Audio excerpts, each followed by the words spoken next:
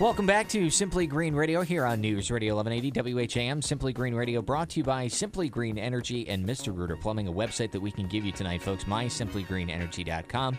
In studio with Maurice Aubry, also Pete Morisi, True Story Pete, Brenna Hartman, and our guest tonight, Jeff Lussier from Delta Faucets. And before we go any further, I want to remind folks that at the end of the show tonight, we're going to be, thank you very much to Jeff, by the way, going to be giving away a deluxe shower head, and we'll tell folks more about that. We'll take the 11th caller. Not right now, though. We'll do that in the last segment of our show. 222-1180, the number to call if you want to join in on the conversation to talk with any of these folks around the table here tonight. We've got plenty of experts, and Brenna, I know this is something that you've talked about before. You love sitting around a table talking toilets with four guys. Yeah, before we get into the toilet talk, right. I wanted to mention, though, that, Pete did say that he would be glad to go and install that shower head. That's to right. the person that wins it. So, I mean, what a great opportunity to meet Pete. That's right. The shower head will be installed by Mr. Rooter Plumbing. Yeah, That's make sure you're like in Vegas or California. Some internet listener. There you go. Thanks. I think you're going to need a hand. You're going to need a hand installing that, Pete, if it's out of state. I'll be glad with Pete. Absolutely. But yeah, let's get into some toilet talk. Yeah, no, Brenna, you wanted to. Well, before we talk to me about what WaterSense is. Is it an EPA program? Right. Yeah. Okay. It is an EPA program. It has a couple different arms to it. The first is it's an easy way to identify plumbing fixtures that use at least 20% less water. So when you're out shopping for a new fixture of some sort or another, or a new toilet, you're going to want to look for that WaterSense label because it has been third-party tested to be a water-conserving product. But in addition, WaterSense also does a lot of the awareness things. Like, for example, remember we did Fix a Leak Week? Yes. That's when we started Toilet Talk. Sure. When Mo was trying to get everybody's toilets stained up with the food coloring. That's remember right. we That's talked right. about Yes. how to tell if your toilet had a leak. But that's one of the things that's done through WaterSense, All right. Fix a Leak Week. And just awareness along with a way to measure the efficiency of these products. What do you think? Am I right on that, Jeff? You certainly are. I love that when I'm right. Right. One of the It's things. twice today. I'm sorry, Mo, right? Right. Twice. Things like shower heads. We used to be at 2.5 gallons per minute. Now, if you want to be WaterSense, you have to be 2 gallons per minute or less. Kitchen faucets went from 2.2 gallons per minute down to 1.5 or less. Lab faucets were 2.2 down to 1.5 gallons per minute or less. Toilets, again, 1.6 down to 1.28. And urinals, 1.6 down to 1.0 gallons per flush. Since nobody's calling in, and I know everybody's dying to ask this question, and you're just too shy to call, 222-1180. Very good. How do these water-conserving products work? Are they going to affect the water pressure? Because that's my first thought, is I'm going to think, I want to make sure I still have a nice, good, stiff water flow coming out of my shower head. Well, the easiest ones to tackle were the kitchen faucets and the labs, because your hands aren't going to notice much difference in pressure when you're washing dishes or washing your hands. The big thing that we run into in the industry is keeping people satisfied with shower heads.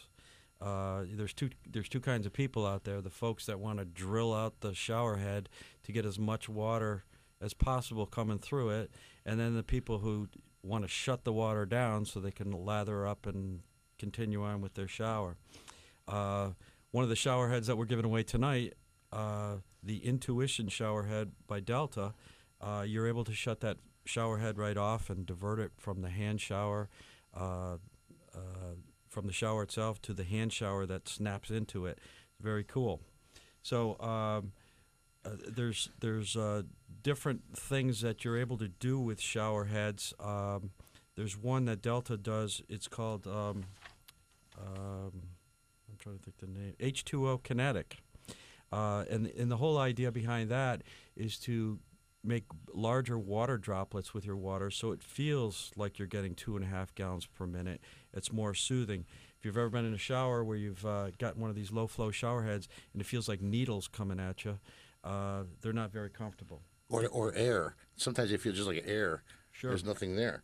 Well, some of these shower heads are now using ceramic technology. Instead of having the little rubber nubs on the outside of the shower head, they use pieces of ceramic, and by changing the angles of the ceramic when water hits it, they're able to change how the water flows and control that very, very precisely, giving the homeowner a very soothing shower.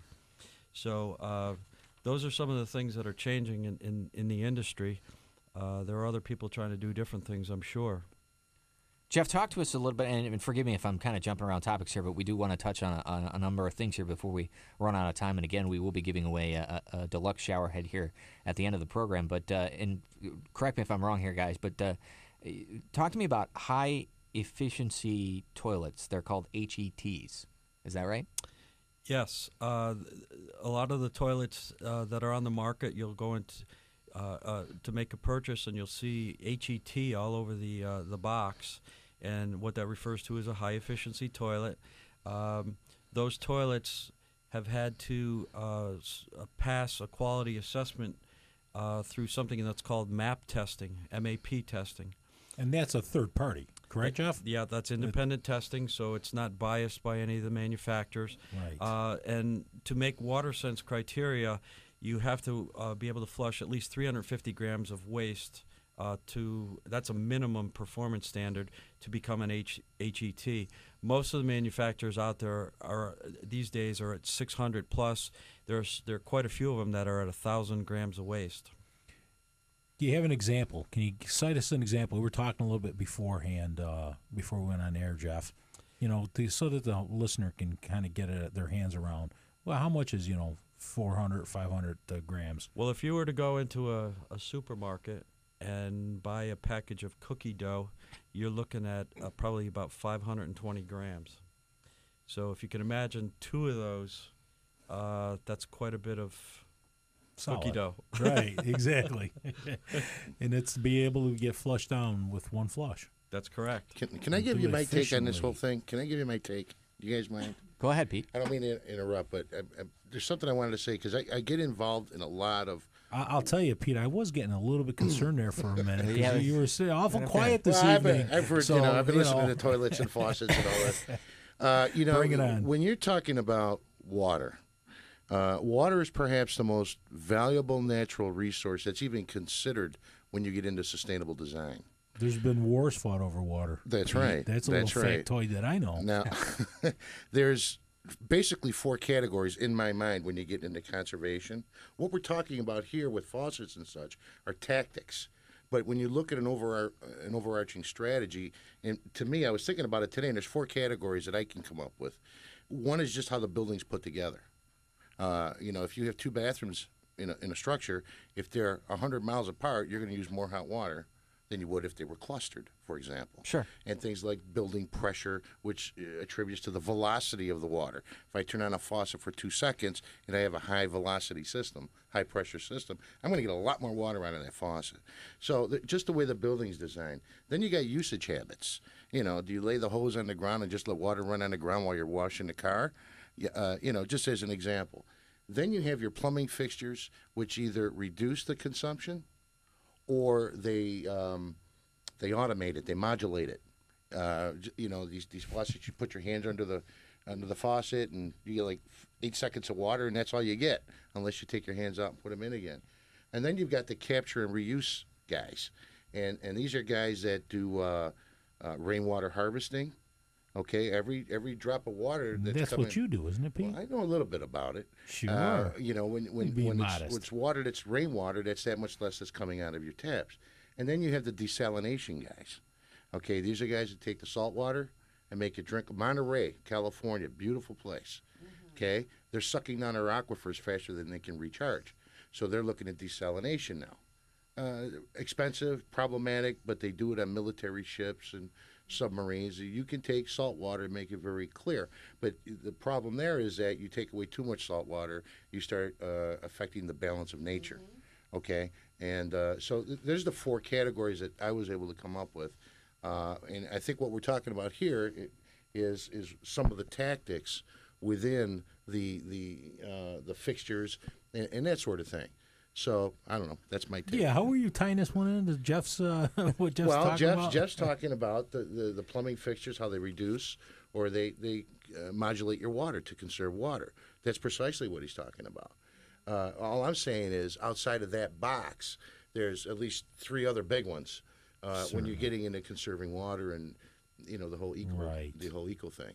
Well, speaking of the high-efficiency toilets, we actually have a caller on hold we should probably get to. Do we have to take a quick break first? Well, let's take a break first, and then we'll ask the caller, Nick, to be patient so that we can wait through the break here, Nick. But we appreciate your phone call, 222-1180, the number to call if you do want to join in the conversation. Again, that number, 222-1180.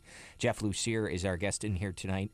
He is going to be giving away a deluxe shower head here at the end of the show, so you want to stay tuned for that as well.